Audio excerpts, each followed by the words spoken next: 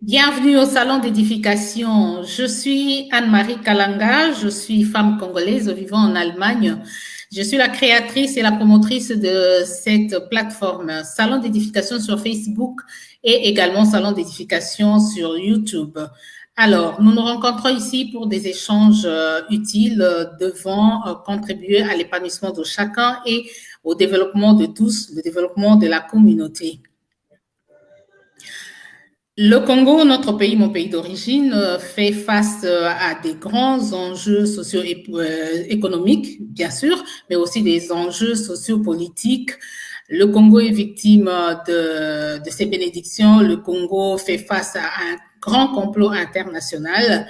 Et face à tout ça, quels médias et quelle communication? C'est une question qui est posée. Nous sommes ici à l'étranger, mais nous avons quand même un regard au pays. Nous observons et nous suivons de près tout ce qui se passe là-bas. Il y a moyen que nous apportions aussi notre pierre à l'édifice et il y a moyen de faire quelque chose de mieux. Pour le faire, nous avons besoin d'entrer en relation avec les nôtres qui sont là-bas et qui essaient de faire un bon travail qui se distingue parmi tant d'autres qui se font là sur place. Notre conférencier du jour, c'est Joël Kadendanga. Je l'ai invité, c'est un journaliste, un des quelques meilleurs qu'il y a dans le pays, qui se distingue par la qualité de leur travail. Et le sujet sur lequel Joël va nous édifier aujourd'hui dans ce salon, c'est le journaliste congolais face aux enjeux sociopolitiques dès lors. Quel narratif et pour quel objectif? Voilà. Merci d'accueillir avec moi Joël Kadendanga. Joël est journaliste, mais il est aussi patron d'une maison de presse. Sa maison de presse s'appelle Impact News. Bonjour Joël. Bonjour Marie, bonjour à tous les participants à cette plateforme. Voilà. Le sujet, il est là. Je l'ai partagé depuis longtemps. Mais avant d'entrer dans le vif de ce sujet, Joël, je suis curieuse de savoir pourquoi votre maison de presse s'appelle Impact News. Un nom assez lourd. Oui, Impact, c'est parce que en le créant en 2006, nous avions pensé donner une information qui a de l'impact sur la population, qui a de l'impact sur le développement et le changement de mentalité de notre population. C'était juste ça. Donc, les nouvelles qui ont un impact dans la vie de chacun de nos lecteurs. Merci beaucoup, Joël. C'est très intéressant. Et alors, nous allons entrer dans le vif du sujet. Notre thème aujourd'hui, c'est le journaliste congolais face aux enjeux sociopolitiques de l'heure. Quel narratif et pour quel objectif? Bien. Merci d'abord pour l'invitation. De prime abord, le sujet est tellement vaste qu'il parle du journaliste congolais, qui parle des enjeux de l'heure, quel est narratif, pour quel but, pour quel objectif, et c'est le journaliste congolais. D'emblée, il convient de définir les journalistes conformément à la loi.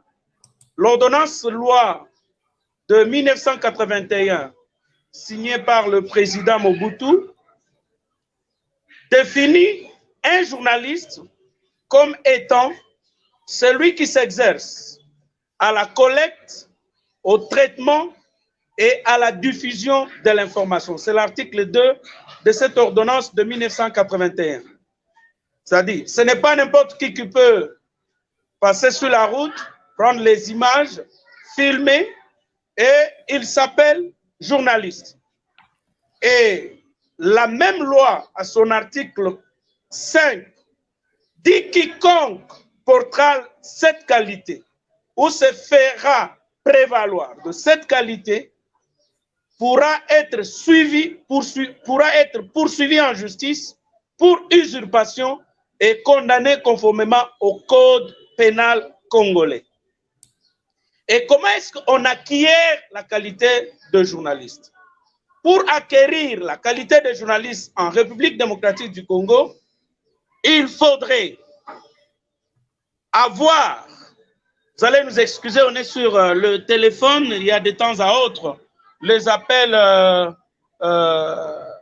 qui entrent, les appels sur la ligne principale qui de temps à autre nous dérangent un peu. Vous allez nous excuser pour ça. Il n'y a pas de problème. Alors, comment est-ce qu'on acquiert la qualité de journaliste? Pour acquérir la qualité de journaliste, le requérant adresse une demande à l'Union nationale de la presse du Congo. L'Union nationale de la presse du Congo examine la question au niveau de la commission de la carte, ou soit c'est l'organe de presse qui requiert la carte et on délivre cette carte. Pour ceux qui ont fait les sciences de la communication et de l'information, pour eux, ils ont une année de stage pour devenir journaliste. Mais quand vous y êtes, vous faites une année, vous avez la carte de stagiaire. Et pour ceux qui viennent des autres filières, vous avez 2 ans pour devenir journaliste. Là, c'est au niveau de la définition de qui est journaliste. Malheureusement, chez nous, ce jour ici, comme c'est une profession ouverte à tout le monde, c'est n'importe qui se lève un matin et comme pour créer un site internet, pour avoir une télévision YouTube, ça ne demande pas grand-chose. Donc, quelqu'un se lève et il commence à se lancer dans les insultes, dans les imputations dommageables, ainsi de suite. Donc, voilà comment est-ce qu'on est journaliste, quelle est la définition que la loi donne aux journalistes et comment on acquiert la qualité. Et ce journaliste, vous avez appelé, il est congolais. Le Congo, c'est un pays à 243 000 mètres carrés, entouré par 9 frontières, partageant 9 frontières. Je crois après la Russie, c'est le seul pays au monde qui a beaucoup de pays frontaliers. Vous avez la Zambie au sud, l'Angola au sud, et vous avez à l'ouest le Congo-Brazzaville, vous avez la République centrafricaine, vous avez le Sud-Soudan, vous avez l'Ouganda, vous avez le Rwanda, vous avez le Burundi et vous avez la Tanzanie. Et cette position géostratégique place le Congo dans une situation d'insécurité permanente parce qu'il peut être attaqué de partout. C'est si vous avez appris des situations qui sont arrivées avec Kaemba, le Rwanda aujourd'hui, le Burundi, la Zambie dernièrement, du côté du Nord Katanga vers Tanganyika, il y avait des militaires zambiens qui avaient occupé une partie de notre territoire. Bon, un problème qui date de 1981, évidemment. Alors, c'est Congo qui a obtenu son indépendance en 1960, subit des envies à cause de ses richesses. Vous avez l'or, vous avez le diamant, vous avez le cuivre. Et aujourd'hui, toutes les matières qui doivent sauver l'humanité se trouvent en République démocratique du Congo. Et en conséquence, tout le pays pour, par exemple, aujourd'hui, l'environnement. Donc, il n'y a que le bassin du Congo qui sauve l'humanité. Le cobalt pour la fabrication de batteries, le cassitérite, le coltan, ainsi de suite, ça se trouve en République démocratique du Congo. Depuis 1980, beaucoup plus tôt que ça, depuis 1960 même, parce que Lumumba avait déjà parlé de la balkanisation, les anglo-saxons estiment que le Congo est tellement grand qu'il ne faille pas le laisser être géré par les Congolais. Ainsi, vous avez trouvé, on cherche toujours des personnes aux origines beaucoup plus douteuses pour diriger ce pays. Des gens qui n'ont pas l'âme congolaises qui n'ont pas le sang congolais pour diriger ce pays. Et si c'est un Congolais, on va tout faire pour qu'il dirige par procuration.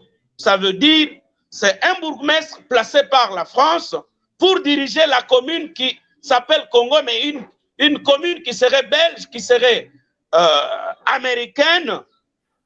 Et ce qui fait qu'on n'a pas eu, bien sûr, peut-être les 2 ans de musée, lorsqu'il s'est débarrassé, n'est-ce pas, de ceux qui l'ont accompagné, les James Kabarebe, les Bizima Karaha, lorsqu'il s'est débarrassé d'eux, il a tenté d'impulser une âme congolaise. Mais malheureusement, cette impulsion a été interrompue avec sa mort pour être remplacée par celui qu'on connaît comme son fils. Et avec son fils, qu'est-ce qu'il y a eu? Il y a eu 2 brassages. À Sun City, on a convenu que chaque groupe armé, or ces groupes armés étaient animés, créés par les étrangers. Vous aviez le MLC créé par l'Ouganda, vous aviez le RCD qui avait été créé par le Rwanda, et dans tous ces 2 mouvements, il y avait des étrangers, lesquels étrangers ont été déversés dans notre armée. Et pratiquement c'est ça. Ça a été le travail de Joseph Kabila qui avait reçu en effet 4 missions. La première mission, c'était permettre la fragilisation de notre système immunitaire. Je l'ai toujours dit, le sida ne tue pas. Ce qui tue, le virus du sida ne tue pas. Ce qui tue, ce sont les maladies ordinaires.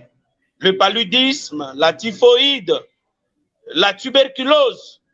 Mais pourquoi la tuberculose n'a pas tué quelqu'un avant d'avoir attrapé le sida, le VIH-sida? C'est parce qu'il y a un système de la défense automatique dans le corps de chacun qui expulse tous les dangers qui viennent de l'extérieur.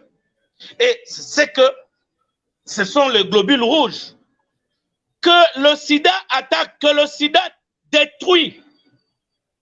Et lorsque le sida a déjà détruit les globules rouges, le corps devient fragile et cède, n'est-ce pas, à n'importe quelle maladie qui peut achever. Et ça a été ça le travail de Joseph Kabila.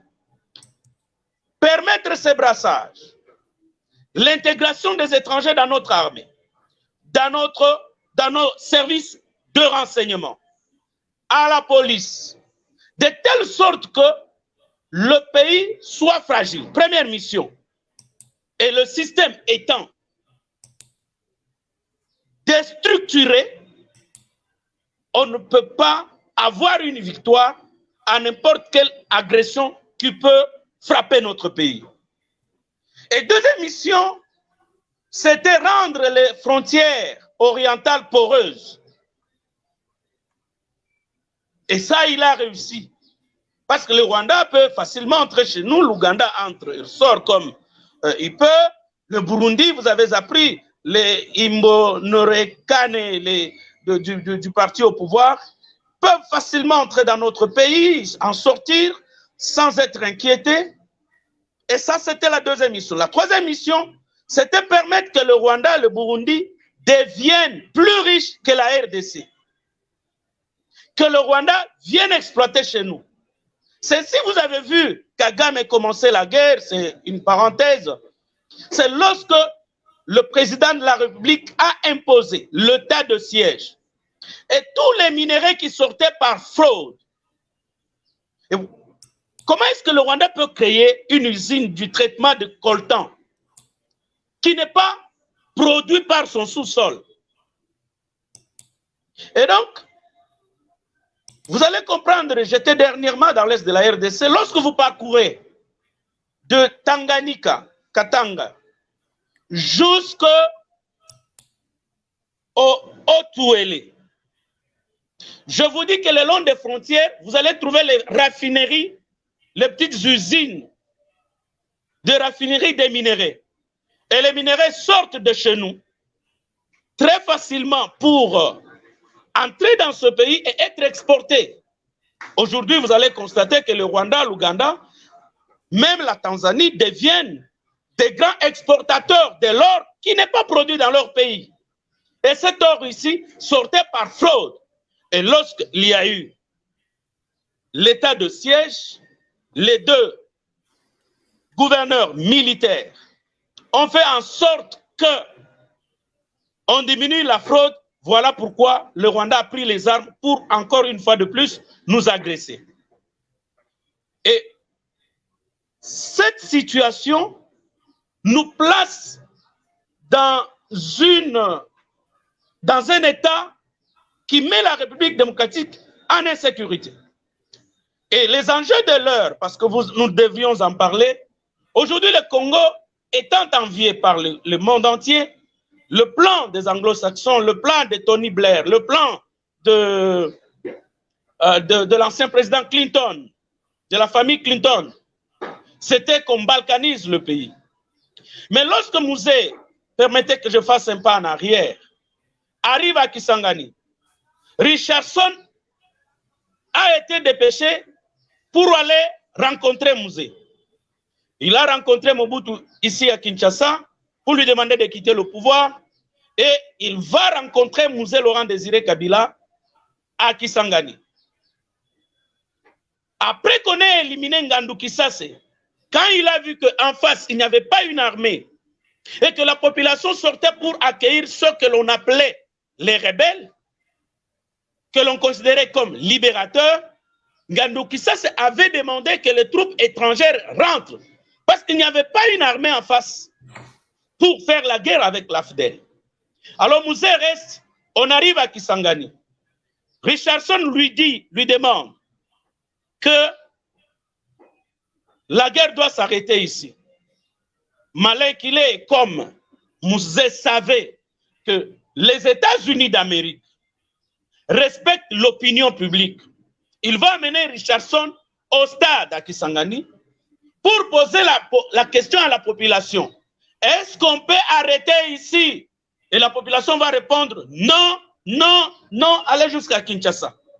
C'est comme ça que Mouzé avait déjoué le plan de la balkanisation déjà à partir de Kisangani, je pense au mois de décembre 1996. Et on va arriver à Kinshasa, mais malheureusement, il se fera entourer des mêmes Rwandais dont l'armée a été dirigée par James Kabarebe, les affaires étrangères dirigées par Bizi Makara.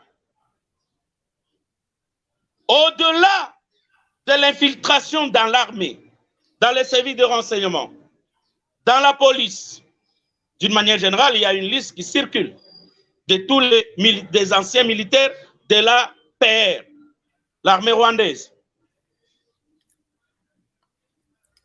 Les affaires étrangères dans toutes nos ambassades les plus importantes, vous trouverez des diplomates étrangers.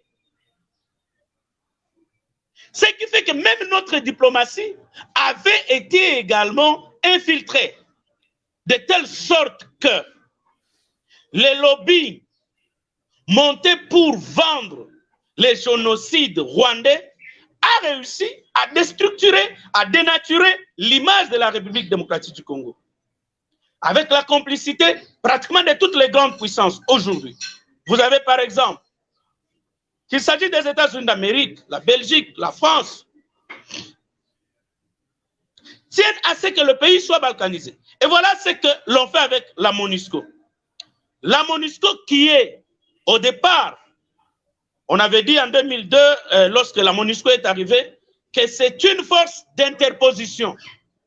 Ça veut dire une sorte de tampon pour que l'armée congolaise ne puisse pas repousser ce que l'on considérait comme des rebelles, mais nous avions levé le ton à l'époque déjà pour dire pas question d'une force d'interposition, mais une force, une brigade qui peut attaquer sans ou avec l'armée congolaise. En quelque sorte, la force d'Artémis qui avait imposé la paix en Ituri en 2002. Mais malheureusement, Est-ce qu'aujourd'hui, là, on n'entend plus parler de la brigade? Ils ont été tous mixés dans la MONUSCO. Et la MONUSCO, aujourd'hui, les casques bleus qui sont à République centrafricaine, la mission onusienne qui est là-bas est dirigée par un Rwandais. Et le plus grand nombre de troupes, ce sont des Rwandais, des militaires rwandais. Ce qui fait que, en même temps, donc la menace peut venir de Centrafrique. Le président centrafricain a invité la mission onusienne, c'était la MINUSPA, voulais-je dire, c'était pour attaquer les rebelles qui le menacent au nord. Mais on prend ces militaires rwandais, on les met au sud de la Centrafrique, au nord de notre pays. Et ils ont réussi, grâce à l'alerte lancée par l'ambassadeur congolais accrédité à Bangui, à pénétrer dans notre territoire. Et ils sont dispersés, ils sont perdus dans les forêts. Or, vous allez vous rappeler que la plupart des forêts ont été vendues par le régime Kabila. Et ils peuvent se pavaner facilement. Et vous allez voir la stratégie de Kabila. La plupart de ces fermes sont toujours aux frontières. L'hôtel de son frère et la forêt de mangroves à Mwanda, c'est à l'océan. Quand vous allez au Katanga, Tanganyika, aux frontières, vous allez à Goma, aux frontières où il y a sa ferme. Et donc, facilement, si l'on veut également attaquer, on peut attaquer à partir de toutes ces fermes-là. Et ils peuvent y loger les étrangers qui peuvent déstabiliser le pouvoir à Kinshasa. Et Kagame, malin qu'il est, a signé les accords de coopération agricole. Et les militaires rwandais qui exploitent sont où? Ils sont ici en face de Maluku. Et à tout moment, ils peuvent entrer. Voilà un peu les enjeux de leur l'armée infiltrée, la République démocratique du Congo encerclée, et il y a cet accord avec la communauté des États de l'Afrique de l'Est qui permet encore que ces États qui ont comploté pour agresser la République démocratique du Congo en 1996 puissent venir comme une force d'interposition. Et dans cette force, on dit les troupes rwandaises ne vont pas faire partie, mais malheureusement, ils sont dans le haut commandement. Comment le Rwanda ne va pas manquer à savoir les stratégies qui seront montées pour attaquer la République démocratique du Congo? Face à cette situation catastrophique, vous avez en face des journalistes qui se définissent par rapport à leur province. Vous avez des journalistes qui se définissent par rapport à leur leader derrière qui ils sont. Vous avez vu en Ukraine ce qui est en train d'être distillé comme information. Et vous avez vu tous les journalistes ukrainiens derrière leur président. Quoique le président là soit une marionnette de l'Occident pour déstabiliser Moscou, qui a été déjà encerclé contrairement aux accords de 1990, qui disaient que l'OTAN devrait rester beaucoup plus loin. Et tous ces pays-là ont accédé à l'OTAN. Conséquence, les journalistes ont compris qu'il faut être ukrainien au lieu d'être de sa province. Mais aujourd'hui, on se définit comme Luba. On se définit comme Katangé. On se définit comme Kivussien. On se définit comme de l'Équateur. On se définit comme Congo. Né Congo ou bien Bande. Et ça crée une distraction et les ennemis savent. Et c'est depuis la colonisation que les Belges ont plaqué cette gangrène du tribalisme que tous ces États-là exploitent. Allez aux affaires étrangères du Rwanda. Il y a un département, une direction qui s'appelle la République, qui s'appelle Congo, où on étudie, on examine dans les laboratoires les comportements du Congolais. Mais nous sommes dans quoi? Nous sommes dans la danse. Nous sommes dans les bruits. Il n'y a pas un laboratoire qui travaille pour préparer la guerre la plus longue qui puisse exister. Parce qu'aujourd'hui, regardez la distraction à la RTNC, regardez la RTNC. Regardez le porte-parole du gouvernement, la distraction qui les caractérise.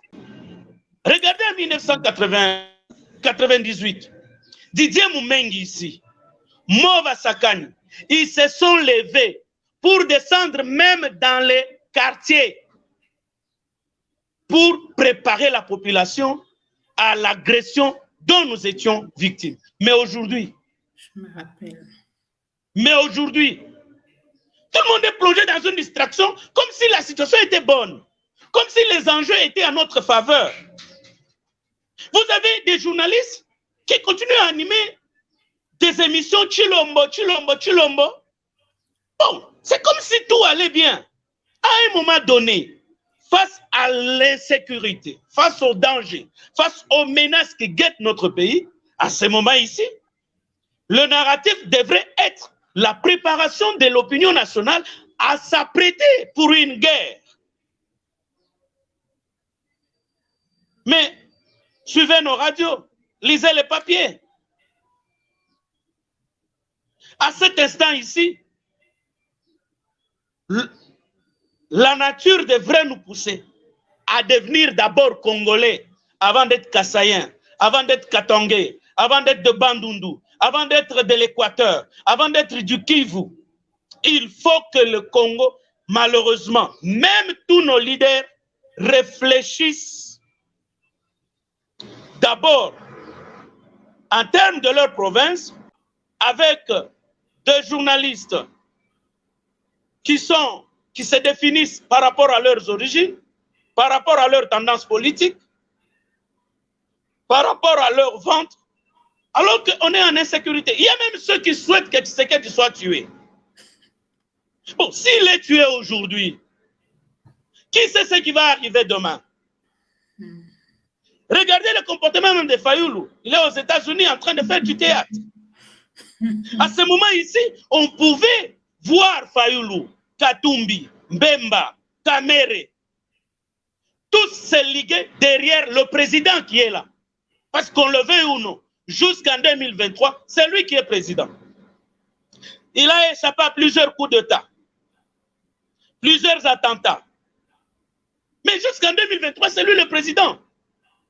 À ce moment ici, on devrait attendre à une union sacrée élargie pour réfléchir comment faire face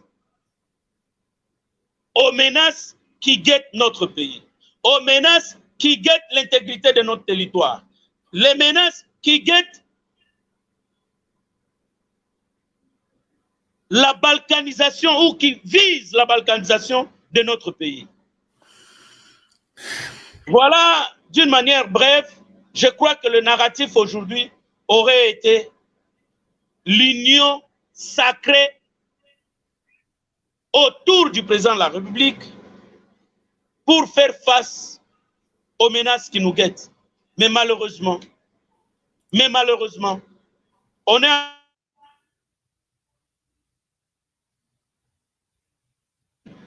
est encore dans les atteintes à la réputation des individus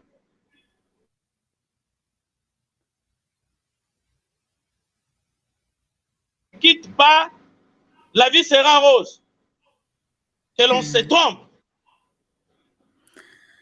Notre diaspora que vous êtes, également dans la distraction. On est là dans des buzz sur les réseaux sociaux. Je crois que c'est le moment de vous unir, faire comme les Rwandais l'ont fait, faire comme les Juifs l'ont fait lorsqu'ils ont été menacés. Ils ont monté des lobbying dans des hautes sphères. Qu'est-ce que vous, au niveau, par exemple, l'Allemagne, vous avez fait pour voir le chancelier? Qu'est-ce qu'au niveau de la Belgique, ceux de la diaspora ont fait pour s'adresser au roi de Belge, pour s'adresser au gouvernement belge? Qu'est-ce que ceux qui sont à Londres, même à l'occasion de ce deuil qui a frappé la Grande-Bretagne, qu'est-ce qu'on peut faire pour adresser ce message? Contester parce que les gouvernements de ces pays suivent l'opinion nationale. Mais si on est là combattant pour interdire que la culture,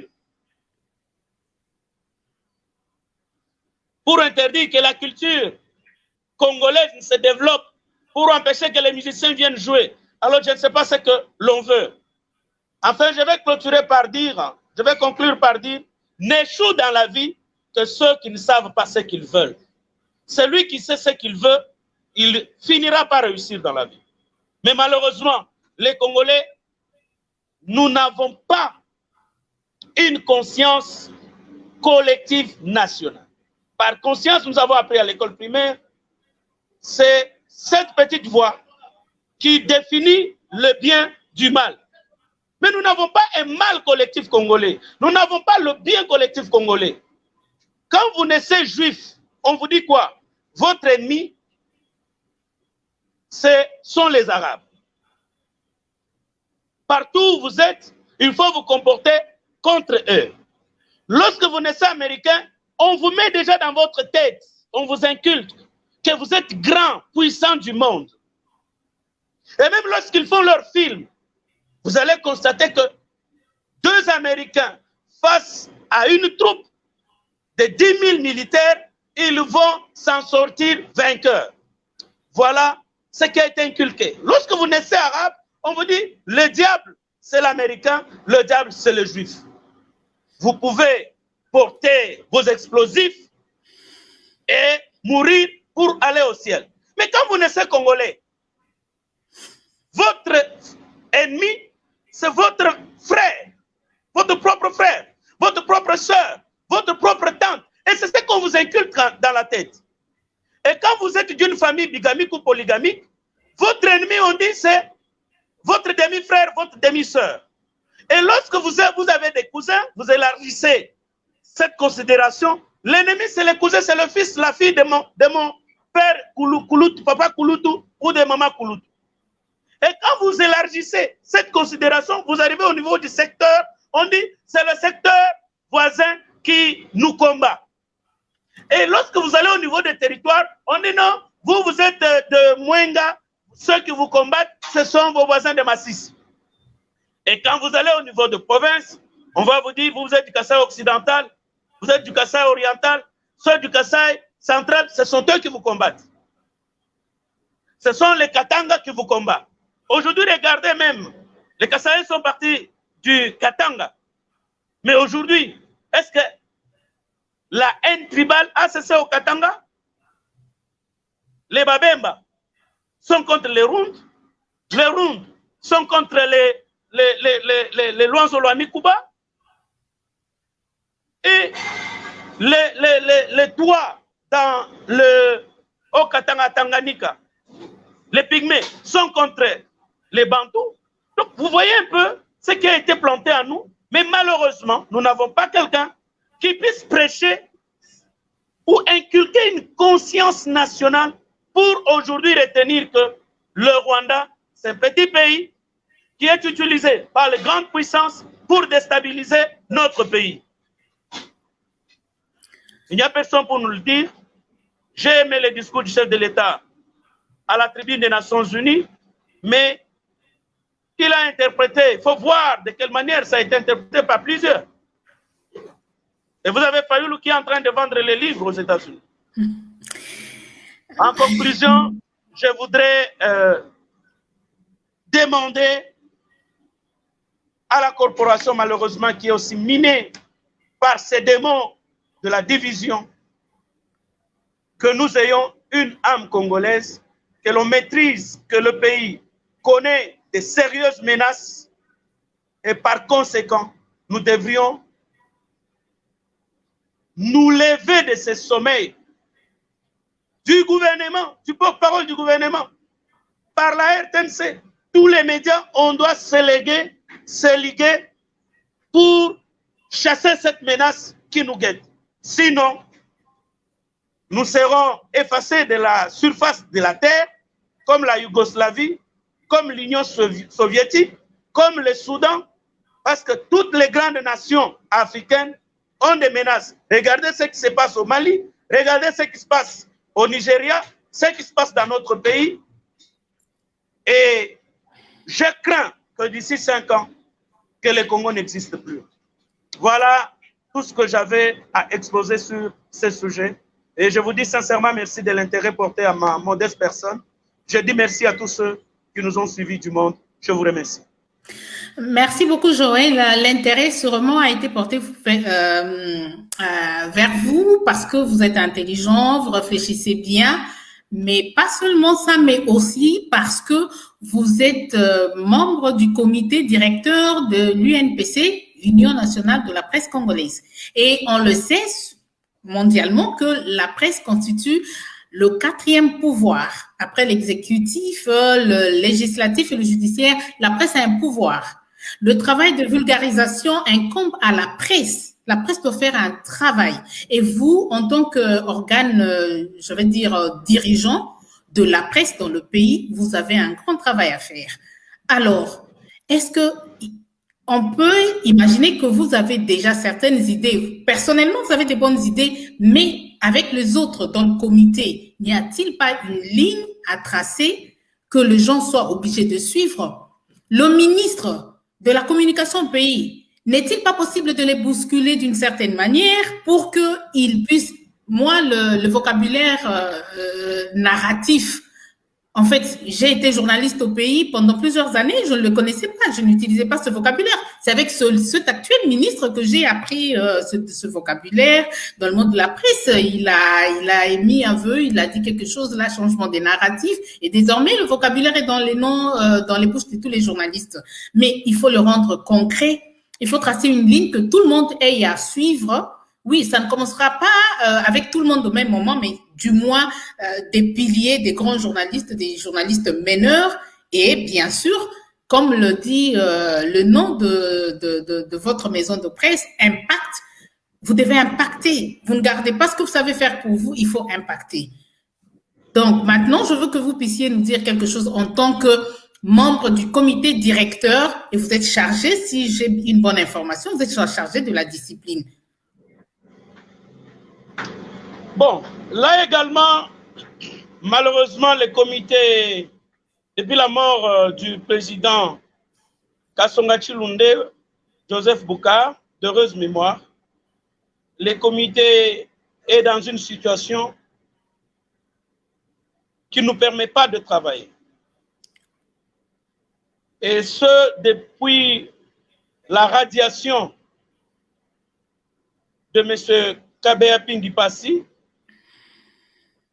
les Bandundu qui considéraient l'UNPC comme une chasse gardée n'a jamais digéré le fait qu'un de ses fils soit remplacé par Mme Chantal Kanyimbo et que Chantal Kanyimbo soit succédée par M. Momat, également d'heureuse mémoire, et par la suite par Kasonga Chilunde.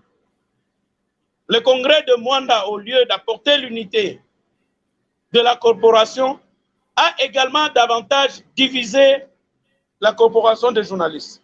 Et par conséquent, je ne vois pas un comité capable d'impulser un nouvel esprit, une nouvelle dynamique de nature à rassembler tous les journalistes autour d'un idéal. C'est très compliqué. Et avec ce système où que Moïse Katumbi a importé à Kinshasa, d'achat des journalistes à son propre pour déstabiliser ses adversaires. Et certains journalistes qui se reconnaissent derrière certains leaders.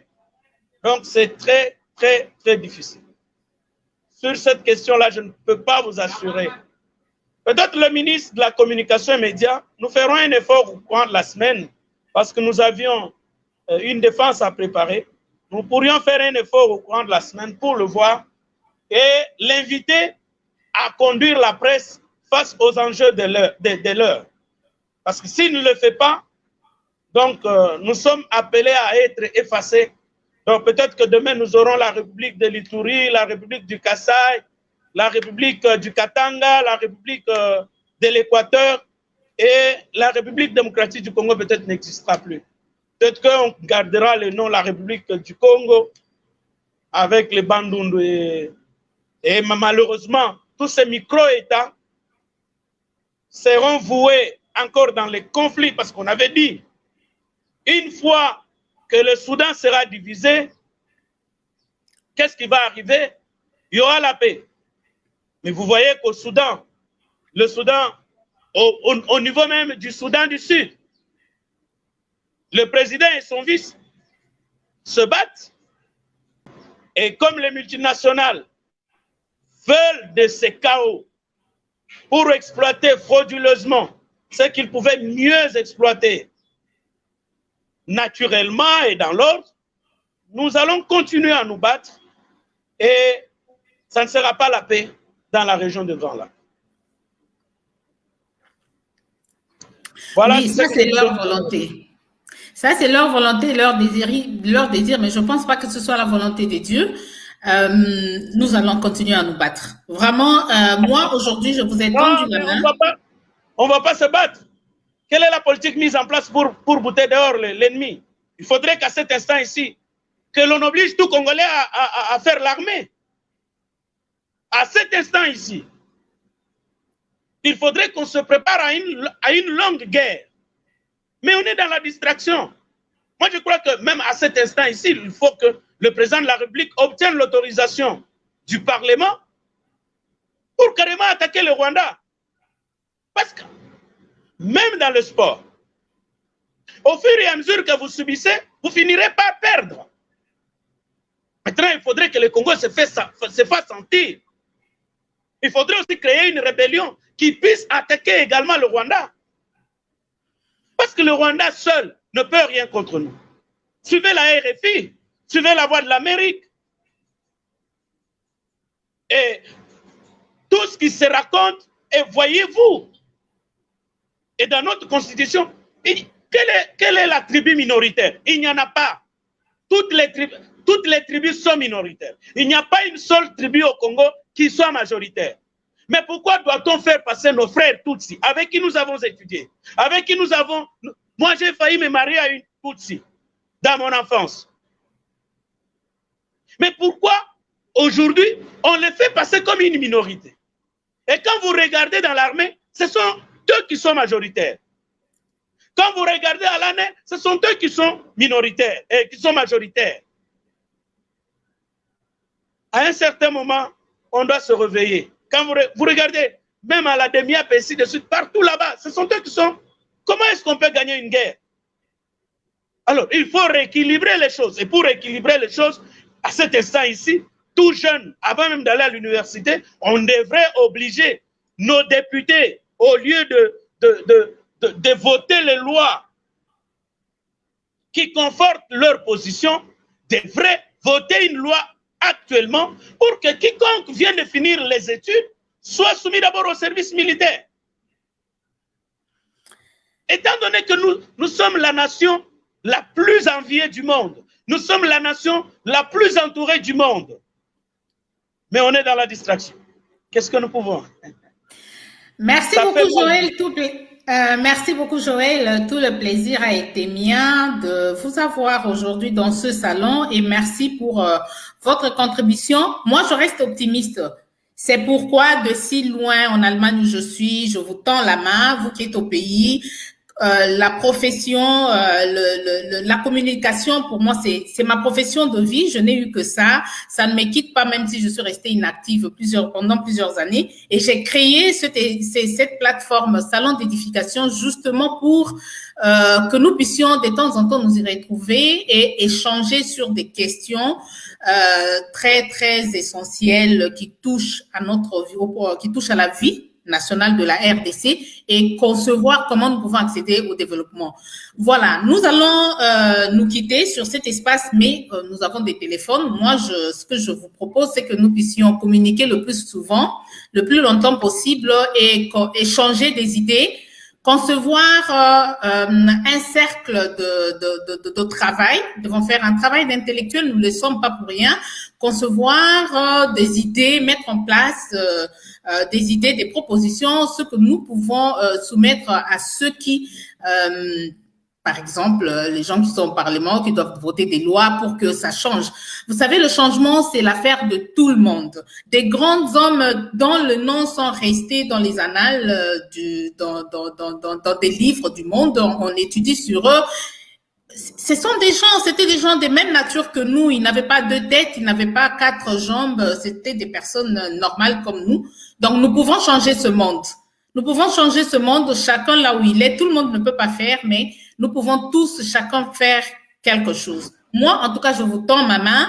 Je me dispose à ce que nous communiquions le plus souvent, nous qui sommes du domaine de la communication, et que nous pouvons arriver à imposer un narratif. Nous sommes ici à l'étranger, nous autres, mais bon, nos cœurs sont au pays. Quand ça va mal dans votre pays, n'importe où que vous alliez, on ne peut pas vous respecter. Nous sommes conscients de ça. C'est pourquoi nous retournons, nous jetons un coup d'œil vers le pays pour voir ce qui se passe. Aujourd'hui, bon, les médias, les réseaux sociaux, ça donne l'opportunité à tout le monde. Mais qu'est-ce que les gens véhiculent comme message? En tout cas, moi, je reste optimiste. Ça va très mal. Quand on considère le mal qui est dans le pays, il est profond, mais on ne va pas laisser ce mal demeurer. En tout cas, Joël, et je vais contacter quelqu'un d'autre, certains autres aussi qui réfléchissent dans le même sens. Nous devons asseoir une organisation dans laquelle nous échangeons souvent et nous faisons des propositions et nous allons nous donner un narratif que chacun de nous va porter. Et nous allons le rappeler au ministre de la Communication. Nous allons faire des propositions à nos ambassades. Les médias, c'est un pouvoir. Le média peut diriger et conduire une guerre. Mais enfin, nous allons nous quitter. Merci beaucoup encore une fois de plus, Joël. Et merci à tous ceux qui, ayant suivi cette conférence d'aujourd'hui, pourront faire parvenir leurs idées également. Nous sommes ouverts en commentaire comme en message et aussi il y a un numéro de téléphone auquel vous pouvez appeler pour faire parvenir vos idées. Nous voulons en tout cas bâtir un Congo meilleur et moi je crois que c'est possible. Ça pourra prendre beaucoup de temps et partout où il y a le développement, ça a pris beaucoup de temps. Merci encore une fois, au revoir et à la fois prochaine.